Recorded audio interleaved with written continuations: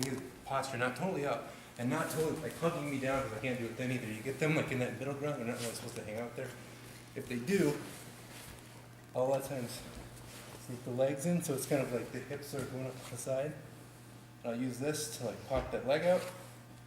Use this hip, still holding onto this arm. Notice the posture is still broken. And then just kind of like kick around.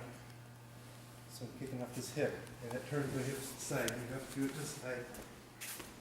You can use this leg to help pull you to the side. Kind of like, and you can even like kick that aside if you need to. Off to the side, pulling this arm.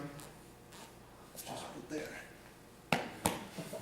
That was so, Oh, it's a tough choke. was I, oh, that was a choke. So- Okay, so we're here. It's always like I'm trying to get this big deep grip here. And a lot of times, like, I don't want this in here, I gotta get it like, kind of out in there, I need to get my knee in there. So all of a sudden, just get like an arm in like this, and then sneak a knee in. And if he says, oh, I don't really like this grip that much, try this rehab. That's great.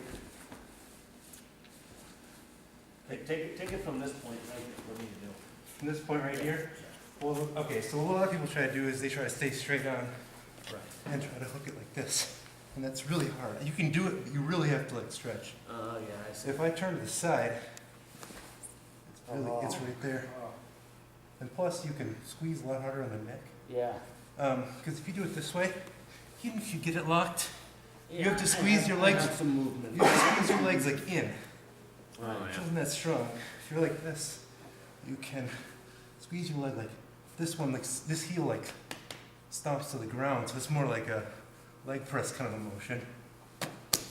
It's a lot stronger. So you're kicking like that. So you're using your strong side hand to push your body into that angled position, right? I'm pulling on this.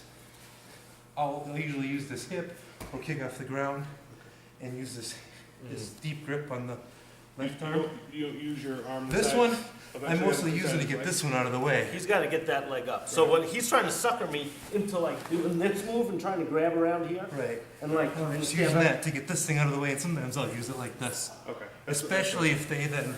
Because a lot of people think, oh, he's giving me this, I'm going to reach around and come around him, and there's just no. No chance. And then the other thing about that is if they try to get up, they just fall. Right. So you know you can pick the guy up, and it's mate. If you have that, they're just gonna fall over. Right. You know, same thing in mount. Dan gets me with this 3 times a class, so we gotta figure it out right now. Well, what's the escape from it? Well, let's figure out how to do One, it first. number one, always don't get in. It's always the rule of judo. Don't get in it. That's right. If we just do it first and then. Yeah, we could talk about the escapes after we figure out how to do it. So Dan will walk around and help.